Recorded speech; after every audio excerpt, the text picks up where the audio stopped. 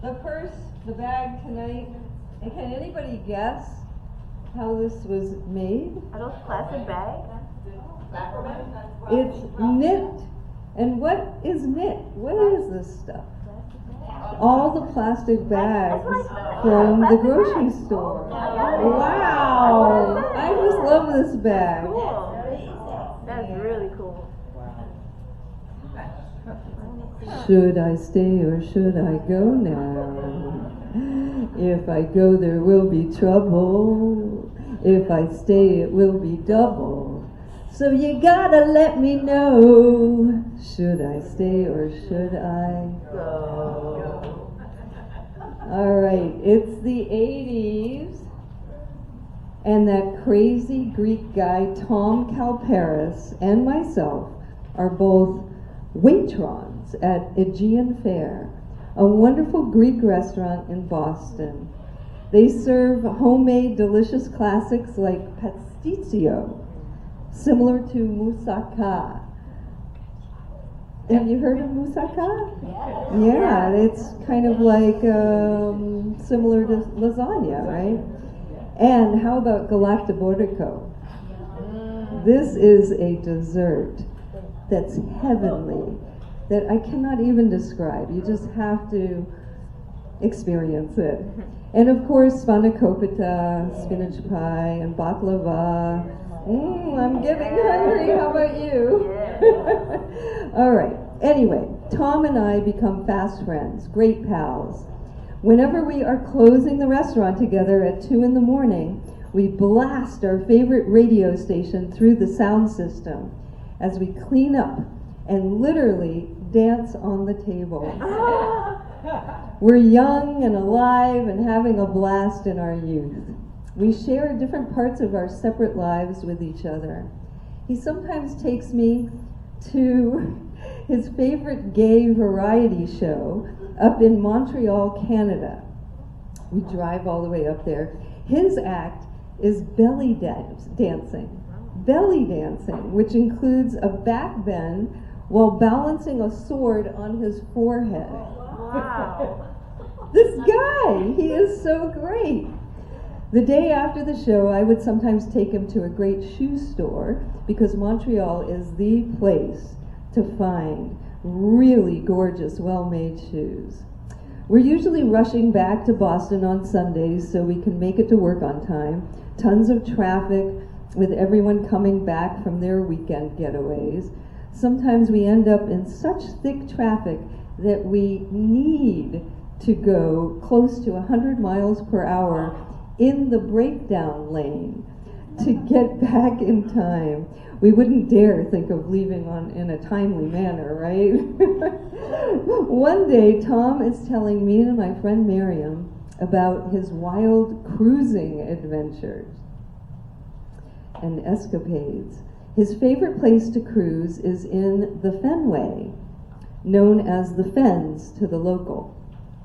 Not to be confused with Fenway Park, the Red Sox stadium, but instead it is an actual beautiful park with ponds, with massive weeping willow trees and footbridges, and an outstanding rose garden, and a huge area of tall grasses.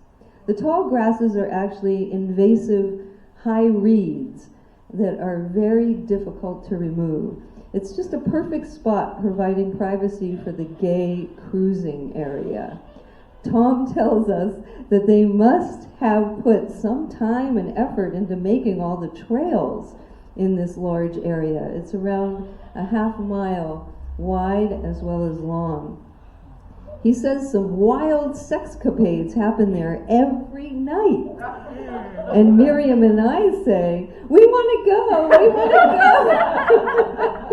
We had heard that there are shootings and even killings in the tall grasses, and Tom tells us all about it.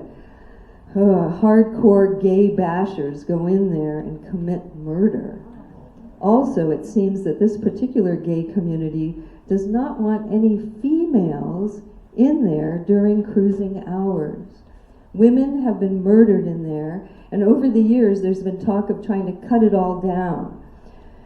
just get rid of the high grasses. But Miriam and I still want to go.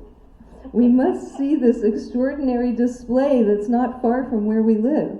We both obviously have a bit of a death wish. So we dress up like men, in men's clothing, and I will say we look mighty convincing. Tom seems a bit nervous as he preps us with some important details that lets us know how he wants the night to go, and you see there are these certain gestures in there that have different meanings. I can't really keep them straight, and I don't think that I need to. He tells us that we will all split up and cruise the trails separately.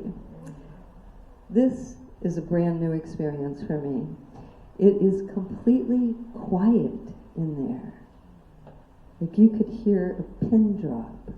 I mean, in the distance we can faintly hear wildlife, birds, frogs, crickets, but otherwise all is silent inside the grasses, as all flavors of gay men walk along the many paths, short ones and tall ones, beautiful and homely ones, bold and timid ones, flamboyant and plain ones.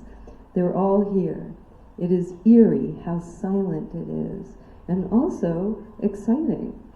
I'm passing different guys about every 20 seconds or so.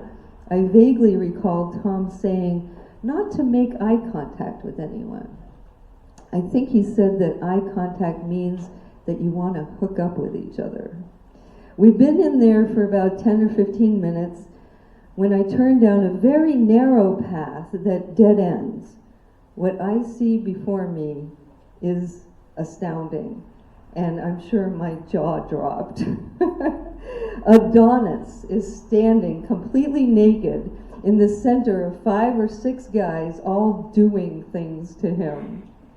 This guy is drop dead gorgeous and clearly in ecstasy. This is wild.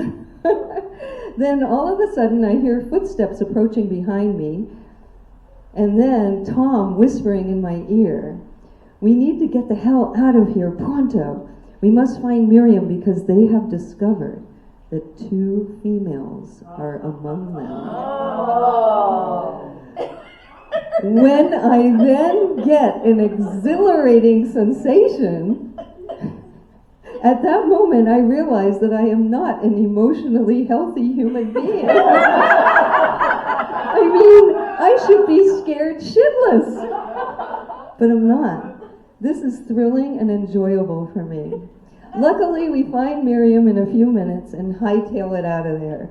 Once we're at a safe distance, we start laughing our heads off and just saying over and over again, "Oh my God, oh my God, oh my God."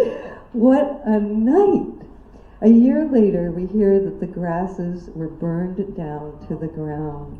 We feel very lucky that we got to have that rare experience and that we survived it. Perhaps our death wishes are fading.